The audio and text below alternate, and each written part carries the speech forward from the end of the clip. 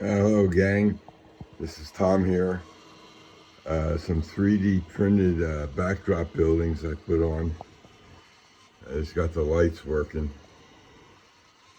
There's 4 of them down there. A little bleeding out of the buildings, but that's okay. Got a truck there parked by the dock. A couple cars there. Up here, that's a firehouse building. And then way in the back there's another factory building with a dock. So that's it for the 3D printing of the backdrop buildings.